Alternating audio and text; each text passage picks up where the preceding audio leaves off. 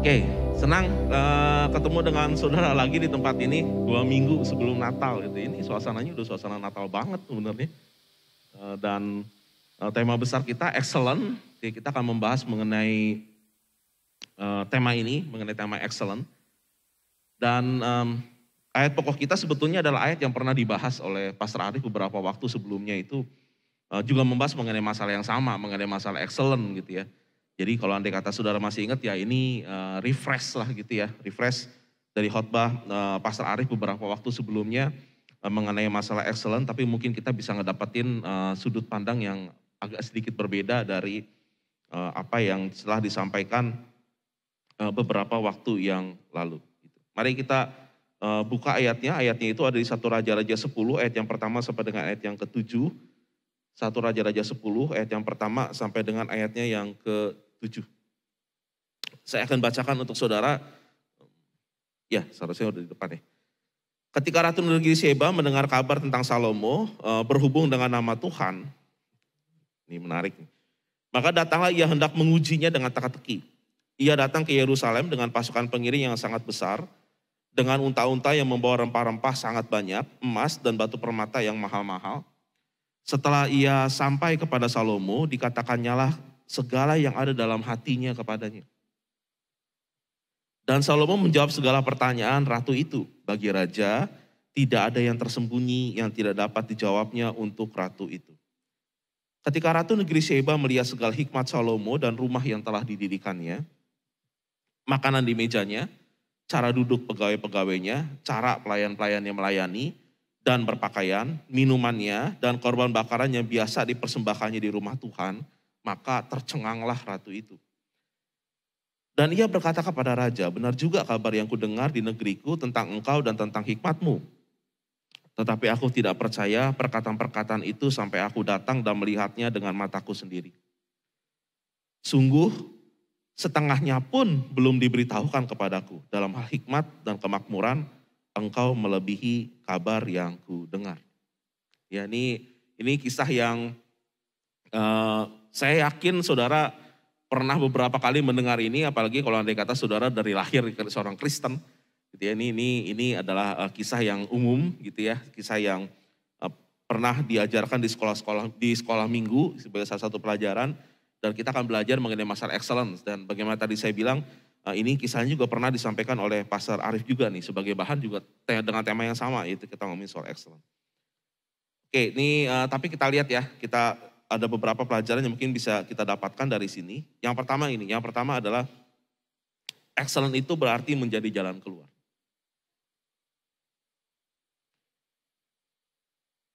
Uniknya gini nih, lihat nih di ayatnya ya, 1 Raja-Raja 10 ayat yang pertama.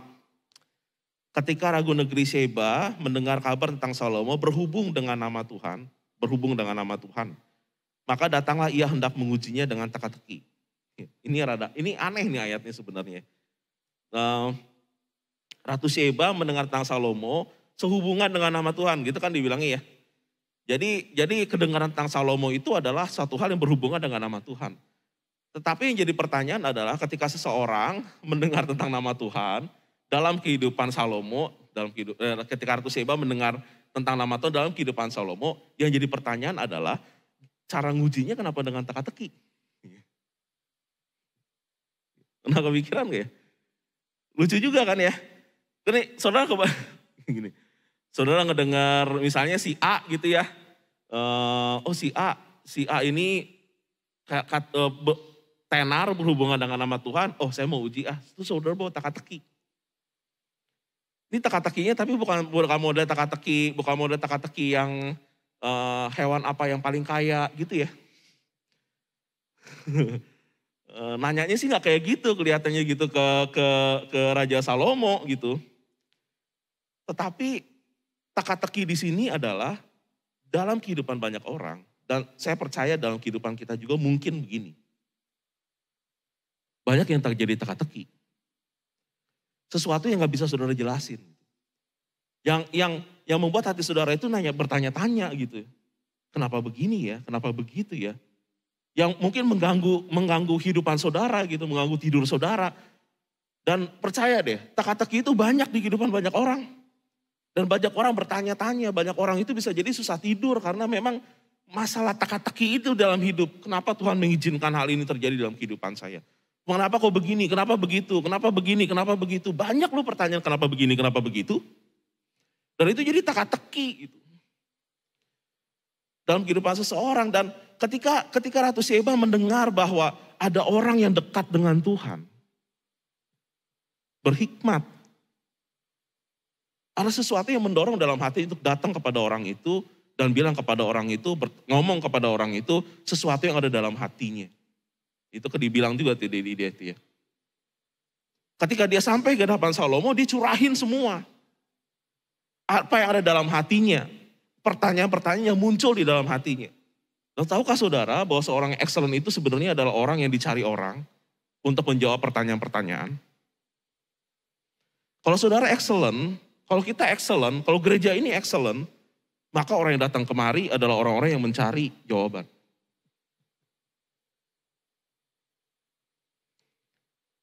Saya deh. Saya di sekolah nih beberapa waktu ya. Orang yang paling ditanya, paling sering ditanya di antara murid-murid nih ya. Tentang ini, tentang A, B, C, itu adalah orang yang paling pintar. Betul ya? Orang yang paling excellent nilainya. Kalau dia dapat 100 gitu ya, teman-temannya nanya tuh kalau andai kata ada apa-apa ke dia gitu. Ini kan nggak sulit sebenarnya logikanya. Kita juga kayak gitu sebenarnya. Ini ntar kita ngomongin nih excellent tuh kayak gimana ya modelnya. Tetapi kalau andai kata saudara excellent, kalau andai kata gereja ini excellent, kita mesti siap untuk menjadi sumber jawaban. Dan ini kan yang sebetulnya diinginkan oleh Tuhan.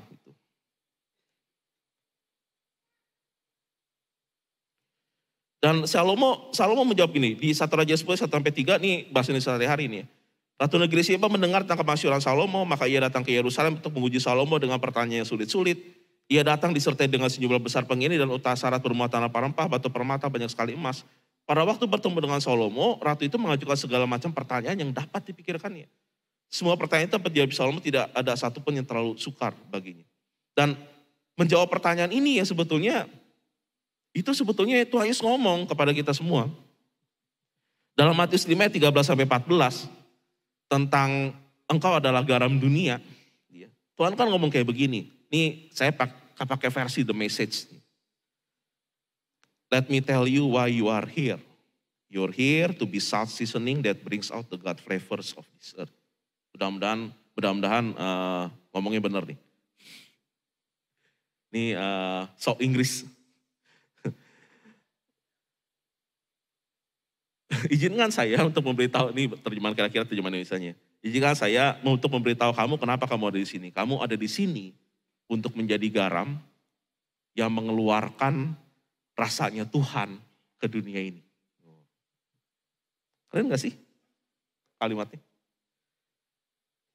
Kamu ada di sini untuk menjadi terang, untuk mengeluarkan terangnya Tuhan di dunia ini. Keren ya?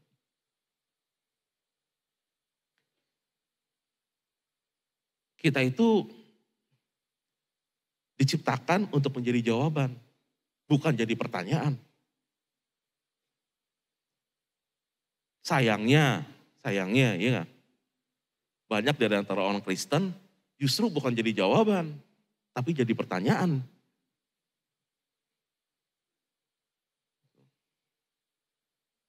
Ini kenapa begini ya? Dia kan padahal sering ke gereja ya. Kenapa kelakuannya begitu ya? Tuh jadi pertanyaan justru. Yang membutuhkan jawaban. Itu gak excellent gitu. Karena ketika kita excellent, kita seharusnya jadi jawaban, bukan malah jadi pertanyaan orang. Yang bertanya-tanya kenapa kehidupan si A, si B, si C yang katanya saleh gitu, yang katanya sering ke gereja, sering berdoa. Kok jadi modelnya kayak begitu gitu. Ada yang salah berarti. Dan ini kan yang dicari orang itu adalah aplikasi dalam hidup. Gitu. Ketika bertanya-tanya, bisa lah gitu kita menjadi jawaban. bukan pertanyaan. Dan itu yang diinginkan oleh Tuhan ketika dia mengatakan bahwa kita itu adalah garam dunia kan gitu ya. Dan yang menariknya gini, excellent itu berbicara tentang yang dari ayat yang kita baca. Ini pelajaran yang kedua nih. Pelajaran tadi yang pertama itu adalah excellent itu berarti menjadi jalan keluar ya. Excellent itu bukan menjadi pertanyaan, tetapi excellent itu seharusnya jadi jawaban. Yang kedua. Excellent itu adalah gabungan dari hal-hal kecil yang dikerjakan dengan terbaik secara konsisten. Saya ulang nih. Excellent itu adalah gabungan dari hal-hal kecil yang dikerjakan dengan terbaik secara konsisten. Ayatnya di mana? 1 Raja-Raja 10 ayat 4 sampai yang kelima ngomongnya kayak gini. Ketika Ratu Negeri Seba melihat segala hikmat Salomo dan rumah yang telah didirikannya, makanan di mejanya, cara duduk pegawai-pegawainya, cara pelayan-pelayan yang melayani berpakaian, minumannya, dan korban bakaran yang biasa dipersembahkannya di rumah Tuhan, maka tercenganglah ratu itu. Lihat apa yang bikin dia tercengang? Yang bikin dia tercengang itu adalah sesuatu yang dikerjakan sehari-hari. Yang kelihatan, yang rutin dikerjain. Loh karena itu excellent itu nggak ngomongin nggak ngomongin satu kondisi sekali pukul gitu. Tapi satu kondisi yang disengaja dilakukan berulang-ulang dalam kehidupan sehari-hari.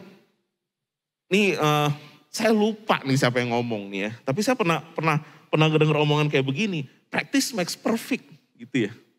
Nah ini kan istilah yang sering banget kita dengar, practice makes perfect. Tetapi ada salah seorang pelatih olahraga, pelatih rugby seingat saya. Dia ngomong begini, salah, practice gak makes perfect. Excellent practice makes perfect.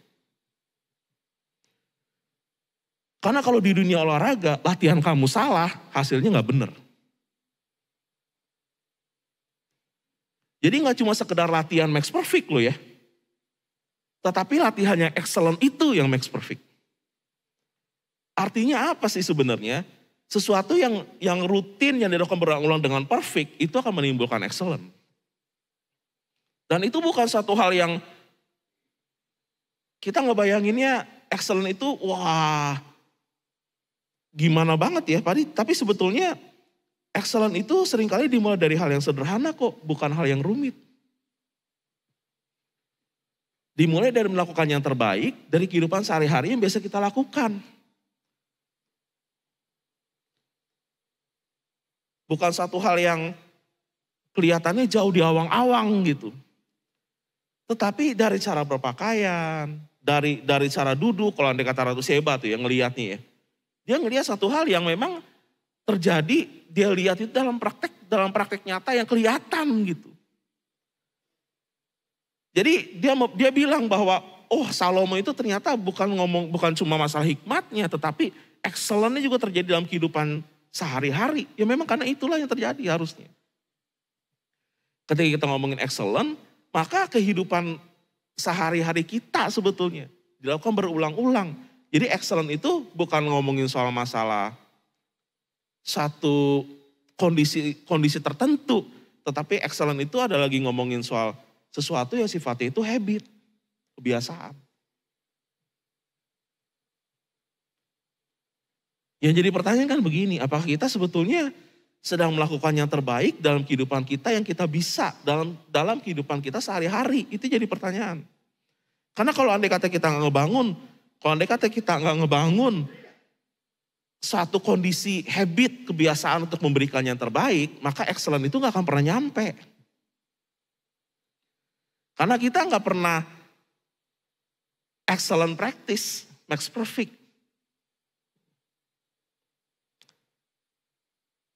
Ada seorang yang membandingkan antara sukses dengan excellent.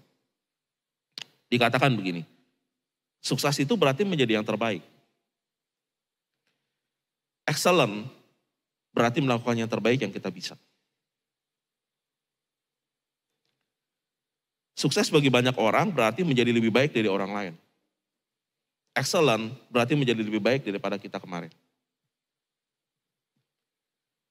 Sukses berarti melebihi prestasi orang lain.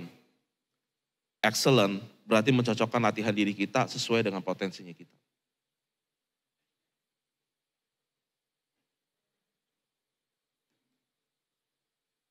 Excellent melakukan terbaik yang kita bisa.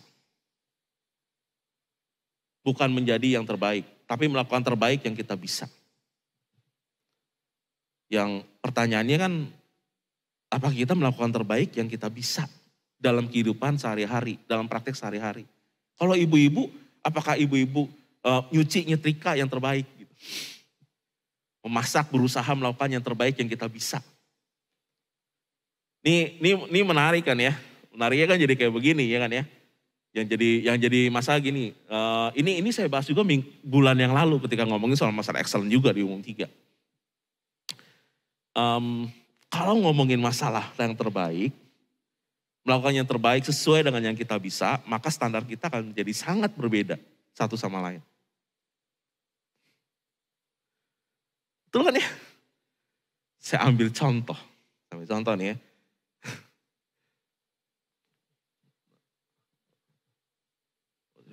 Minta izin sama istri dulu.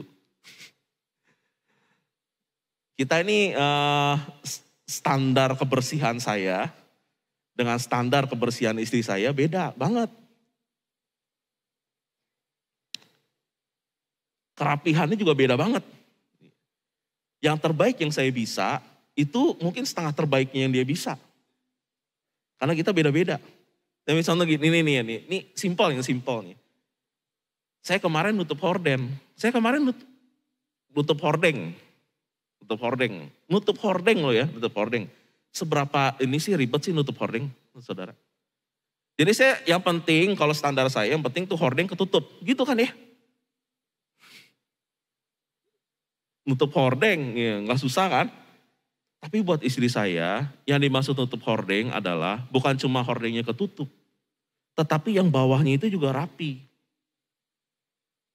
Jadi bawahnya itu karena itu dekat kasur kita gitu ya. Hordengnya itu mesti nggak boleh kena bantal. Jadi mesti di belakang bantal dan sebagainya. Jadi dia mesti rapihin lagi. Itu menurut standar istri saya beda banget. Ini ngomongin standar excellent nih ya. Standar excellent nih. Lagi ini ya. Buat saya handuk. Nian handuk tuh.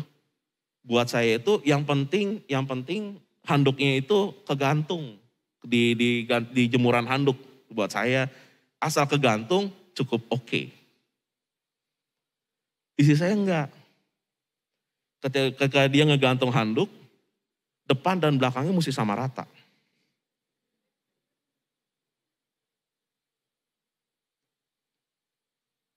Mesti sama rata. Itu tipe istri saya. Jadi dia kadang-kadang merapikan lagi handuk yang saya udah taruh di jemuran. Gak betah dia. Standar kita memang beda-beda. Ada kalanya ketika ngomongin soal excellent, saya gak bisa maksain excellent-nya saya ke excellent istri saya beda. Enggak. Atau excellent istri saya ke saya enggak. Kita berusaha melakukan yang terbaik yang kita bisa. Kita memperbaiki diri kita dari waktu ke waktu, tetapi standar excellent orang itu memang beda-beda. Taruh nih. Ini kelihatannya saudara agak bingung nih. Memang standar excellent kita beda-beda. Kita melakukan terbaik yang kita bisa di potensinya kita. Gitu. Tetapi ada kelebihan yang saya punya yang dia nggak bisa, istri saya. Menarik kan? Tetapi kalau andai kata saudara ngejar excellent, saudara lakukan yang terbaik yang saudara bisa di standarnya saudara. Coba perbaiki itu dari waktu ke waktu. Excellent itu bukan perfection, beda.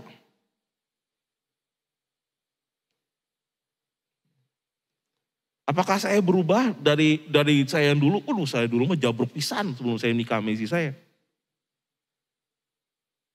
Saya sering cerita nih sama saudara kan ya. Kalau saya dulu tuh kalau baru pulang dari, kalau lagi masih lajang tuh baru pulang dari kantor, baru pulang ini udah kagak ada acara mandi, langsung bejebruk, pas tidur gitu. Kalau sama istri saya coba-coba begitu, baru mau loncat, mandi dulu. Sekarang COVID malah lebih seru lagi, ya enggak? Kalau andai kata saya keluar rumah, saya balik mesti ganti baju. Menarik ya, banyak hal yang menarik gitu. Tapi lihat ya, bagaimana kita tuh belajar untuk saling mengembangkan diri kita sendiri. Ya, pernikahan itu indah sebenarnya. Ya, kita bisa belajar bareng-bareng gitu. Tapi ini excellent loh. Ya. Excellent itu ngomongin soal bagaimana kita memperbaiki diri kita gitu kan. Jadi excellent itu jangan ngebayangin bahwa excellent itu ngomongin soal masalah perfection, tetapi melakukan yang terbaik yang kita bisa dan ada progres gitu. Lanjut ya. Ketika Ratu Sheba itu ngelihat apa yang dilakukan yang terbaik yang ada di rumahnya Salomo, dia tercengang. Kata tercengang itu aslinya dia berhenti nafas, kaget gitu, terkesima gitu. Dan yang dilihat oleh Ratu Sheba itu kan, sebagaimana tadi dibilang itu kan sebetulnya hal-hal yang kecil. Sesuatu yang terjadi di dalam rumah, sesuatu yang biasa. Jadi excellent tuh ya gitu. Nah sekarang jadi pertanyaan kita kan gini, kalau kita mau bentuk rumah yang excellent, kalau kita mau bentuk kerjaan yang excellent, pekerjaan yang excellent, kalau andai kata kita mau ngebentuk gereja yang excellent, saudara nih masing-masing kita punya bagian sebenarnya masalahnya. Potensinya kita punya, apakah kita sedang mengerjakan yang terbaik di bidangnya kita gitu. Kalau andai kata dalam rumah tadi itu apakah saudara tuh berusaha memperbaiki diri sendiri, masing-masing saling memperbaiki maksud tadi. Kita saling membentuk satu sama lain. Gitu. Berusaha untuk memberikan yang terbaik yang kita bisa. Berusaha untuk melatih diri kita. Dan di gereja juga hal yang sama juga terjadi gitu. Apakah saudara sedang memberikan yang terbaik yang saudara bisa. Kalau mau gereja ini excellent, kita mesti memberikan yang terbaik yang kita bisa. Dari apa yang kita punya. Kalau enggak, ya kita nggak akan pernah jadi jawaban. Itu permasalahannya. Kalau dibilang gereja itu harus menjadi jawaban, ya kita nggak akan pernah jadi jawaban kalau andai kata kita nggak pernah memberikan yang terbaik yang kita bisa. Ini kan berhubungan dengan misi. Ada orang di luar sana yang butuh jawaban. Ada orang di luar sana yang datang ke gereja mencari jawaban. Tetapi ketika kita nggak bisa deliver jawaban, jangan-jangan memang karena kitanya nggak berusaha memberikan yang terbaik yang kita bisa.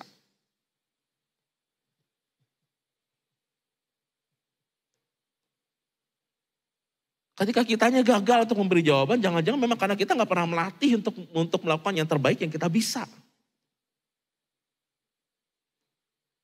Ketika keluarga kita gagal menjadi jawaban, jangan-jangan memang karena keluarga kita nggak pernah berusaha untuk melatih, untuk melakukan terbaik yang keluarga itu bisa.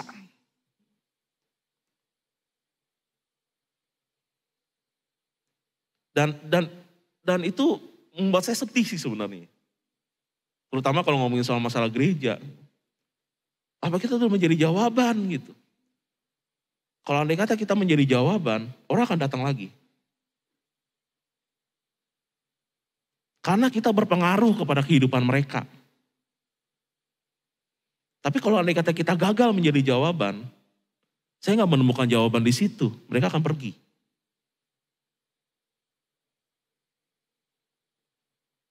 Saudara akan pergi kalau andai kata saudara nggak ngedapetin jawaban di sini.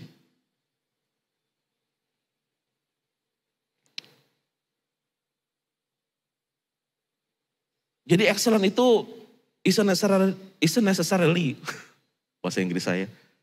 Mohon maaf. Being the best, but bringing your best.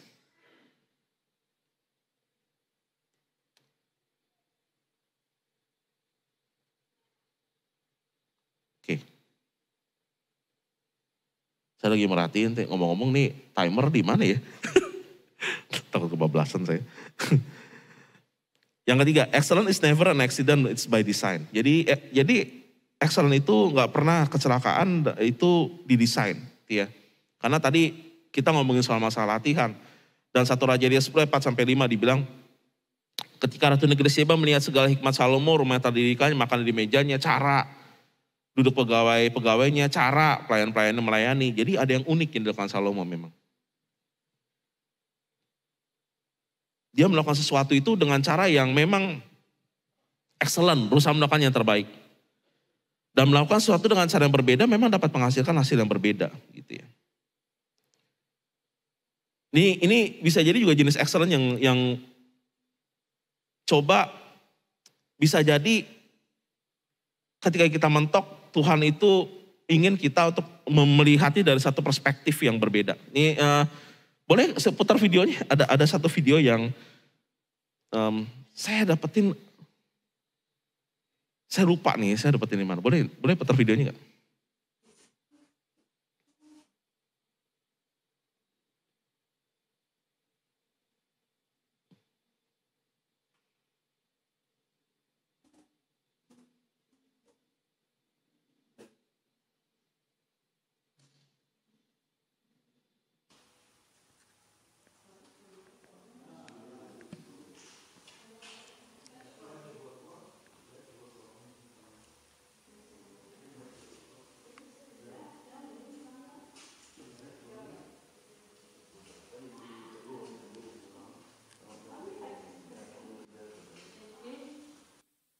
Nah, iya. Saudara ya, itu karya seninya menarik kan? Karya seninya hanya bisa dinikmati ketika dilihat dari sudut pandang tertentu. Kalau dilihat dari sudut pandang ini nih gambarnya kayak gambar kayak gambar tentara pakai topi gitu ya. Tetapi ketika kita ngegeser dari perspektifnya, kelihatannya itu karya seninya berantakan banget tuh sebenarnya dari berbagai macam barang bekas yang ditumpuk jadi satu gitu. Kehidupan kita juga modelnya kayak gitu sih. Ada kalanya kalau andai kata kita kayaknya kacau balau nih ya, banyak banget tumpukan-tumpukannya gitu. Tapi sebetulnya kalau dilihat dari sudut pandangnya Tuhan, itu lagi ngebentuk satu pola, pattern. Nah perspektif juga bisa jadi modelnya kayak gitu. Kita mesti ganti perspektifnya kita. Ketika kita memandang sesuatu dan itu bisa excellent. Melihat dari sudut pandang yang berbeda, sebagaimana Tuhan ngelihat kita. Yang terakhir, saudara. Saya cepetin ya. Waktunya udah mau habis kayaknya. Menang melalui kelemahan yang terakhir. Tetapi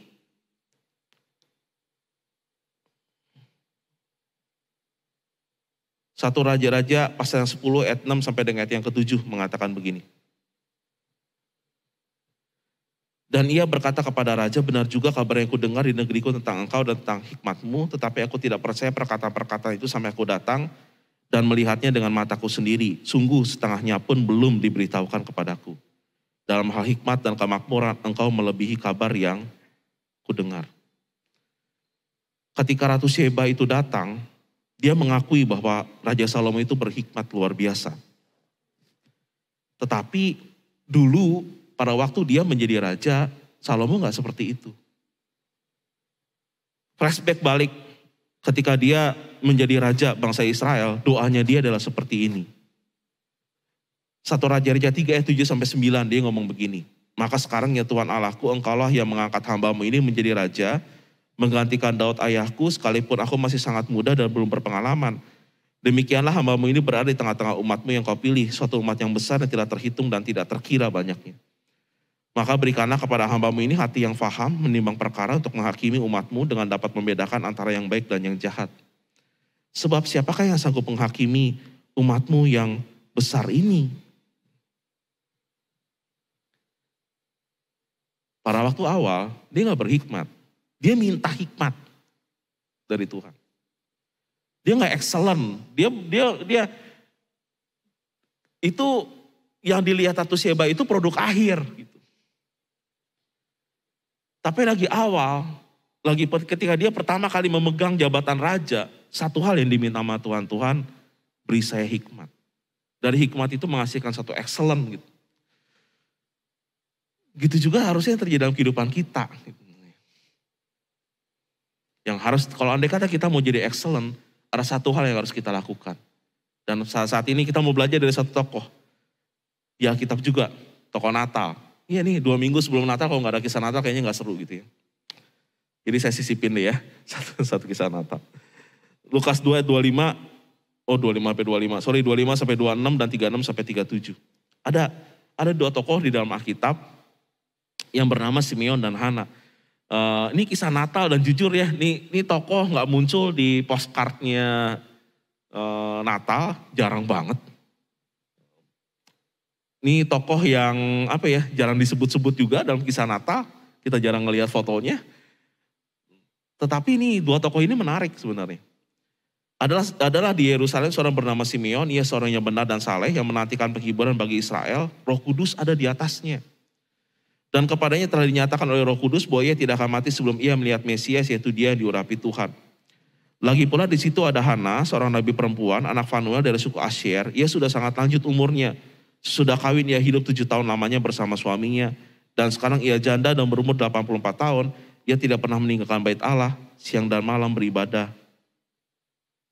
Dengan berpuasa dan berdoa. Keduanya ini kalau kita lihat dari ayat itu, kedua-duanya punya komitmen yang sangat tinggi kepada Tuhan. Simeon itu adalah seorang yang benar, yang menantikan penghiburan bagi Israel. Dan Hana itu juga seorang yang gak pernah ninggalin bait Allah, siang malam beribadah, berdoa dan berpuasa kepada Tuhan. Ini dua-duanya adalah orang-orang yang berkomitmen banget sama Tuhan. Tapi gini ya, ini pelajaran yang saya dapat dari mereka berdua. Dan dari Salomo tadi, kalau kita ingin Tuhan membuat perubahan di dalam kehidupan kita, kita harus mengizinkan dia untuk melakukan itu dengan bergerak mendekat kepadanya. Ada satu langkah permulaan yang harus kita lakukan. Kita mesti bergerak mendekat kepada Tuhan. Kalau Tuhan mau ngadain perubahan dalam kehidupan kita, kita mesti izinkan dia melakukan itu. Kita mesti datang kepada Tuhan. Kalau Tuhan mau melakukan satu kegerakan besar dalam kehidupan saudara, kitanya mesti terbuka untuk itu. Kitanya yang mesti datang dulu. Jangan nunggu Tuhan harus buka dulu ini baru saya mau datang ke gereja. Tuhan mesti ubah dulu kehidupan saya baru saya mau datang ke gereja. Datang dulu ke gereja. Tuhan akan mengubah kehidupan saudara.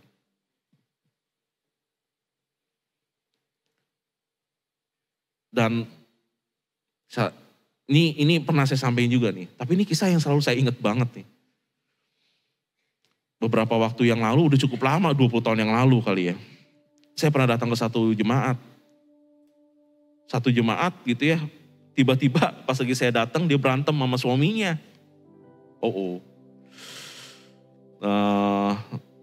Saya datang di situasi yang lagi gak enak. Pada waktu itu kita lagi mau datang ke gereja, mau jalan ke gereja. Lalu dia bilang, gak ready gak mood gitu. Saya ngerti satu sisi. Tapi di siang lain saya ngomong begini sama dia. Gak apa-apa. Datang aja ke gereja. Karena justru kalau lagi kita butuh penghiburan, gereja itu adalah tempat yang tepat. Gitu. Kalau lagi dalam kondisi konflik, datang ke gereja. Jangan malah menjauh dari Tuhan gitu. Kalau saudara mau Tuhan membuat perubahan dalam kehidupan saudara mesti buktiin. Datang dulu. Mau excellent. Mau menjadi yang terbaik. Memberikan yang terbaik maksudnya. Datang dulu. Salomo juga gitu. Dia tahu kok dia gak punya hikmat. Dia tahu kok dia akan susah memimpin satu bangsa yang besar. Dia datang dulu. Dan dia bilang sama Tuhan, Tuhan saya minta. Dan hasilnya adalah ketika Ratu Sheba datang, wow, keren banget. Saudara mau ketemu juru selamat, Hana itu selalu ada di bait suci. Simeon itu dapat undangan dari Tuhan dan bilang kamu gak akan mati sebelum kamu ngelihat Mesias. Keren banget. Tetapi komitmennya mereka bangun untuk terus bersama-sama dengan Tuhan. Buktiin dia, ngomong gini, maksudnya gini. Buktiin komitmen saudara sama Tuhan, komitmen saya sama Tuhan, bilang apapun yang terjadi, saya nggak akan pernah ninggalin Tuhan. Tuhan akan ngadain pergerakan yang besar dalam kehidupan saudara. Tapi saudara mesti melakukan langkah pendahuluan ini. Datang kepada Tuhan. Mari, saudara-saudara itu bangkit berdiri. Kita mau merenungkan firman Tuhan pada pagi hari ini.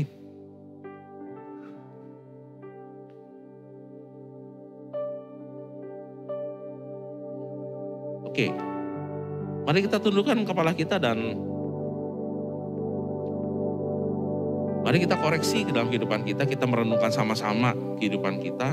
Medical check up rohani setelah firman Tuhan. Apakah saudara ngerasa bahwa hidup saudara pada saat ini gak excellent? Saya gak bilang perfect ya.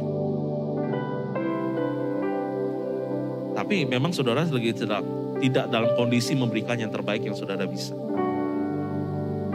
Banyak yang salah. Atau jangan-jangan pada saat ini saudara malah jadi pertanyaan, bukan malah jadi jawaban. Kalau saudara ngerasa bahwa saudara adalah orang itu. Dan saudara mau berubah.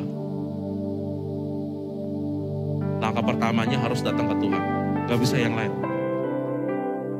Itu first step, langkah pertama. Sama seperti Salomo yang datang kepada Tuhan dan bilang, Tuhan, ini terlalu besar. Bangsa ini terlalu besar. Pada saat ini mungkin saudara bukan lagi ngomongin bangsa. Tapi mungkin pada saat ini doa saudara adalah, Tuhan, persoalan ini terlalu besar. Tuhan, konflik ini terlalu besar. Tuhan, masalah keuangan ini terlalu besar. Tuhan, penyakit ini terlalu besar. Tuhan, kelemahan ini terlalu besar. Apapun itu yang terlalu besar, langkah pertamanya tetap datang kepada Tuhan. Berlutut di hadapan Tuhan dan bilang, Tuhan, saya gak bisa tanpa bantuan Tuhan. Kalau Tuhan mau mengubah kehidupan saudara, langkah pertama adalah bicara dengan Tuhan. Izinkan Tuhan mengubah kehidupan saudara. Dan nyatakan komitmen saudara dan bilang, Tuhan, apapun yang terjadi, saya akan tetap lebih suci. Ini bukan berarti saudara terus-menerus ada di dalam gereja. Tetapi ini pernyataan saudara yang bilang, Tuhan, walau apapun yang terjadi, aku gak akan pernah ninggalin Engkau. Gak akan pernah berpaling. Gak akan pernah. Gak akan mau meninggalkan Tuhan. Gak akan mau pergi jauh dari Tuhan. Apapun yang terjadi. Kalau pada saat ini aku masih menjadi pertanyaan karena banyak hal yang gak perfect. Banyak hal yang gak sempurna mungkin dalam hidup. Aku gak memberikan yang terbaik.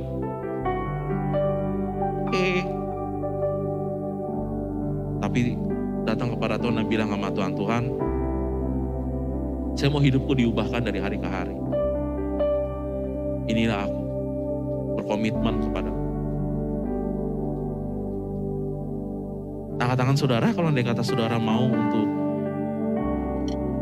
datang kepada Tuhan, saudara ngerasa bahwa hidup saudara pada saat ini gak excellent, dan saudara ingin Tuhan mengubah kehidupan saudara, dan berdoalah kepada Tuhan. Ini adalah masalah antara saudara dengan Tuhan. Jadi silakan berdoa kepada Tuhan dan bilang sama Tuhan, Tuhan, first step. Langkah pertama ya Tuhan. Ini langkah pertama.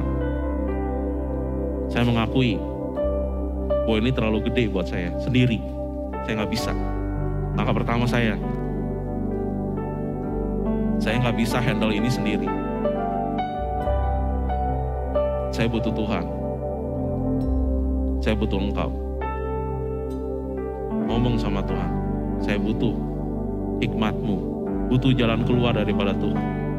Butuh kesembuhan yang berasal dari Engkau. Butuh sukacita yang berasal dari Engkau. Butuh damai sejahtera yang berasal dari Engkau. Butuh keteduhan yang berasal daripada Engkau.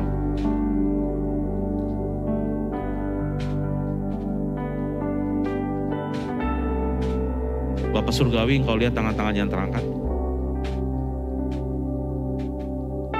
Bapa dengarkan doa mereka. Pada saat ini,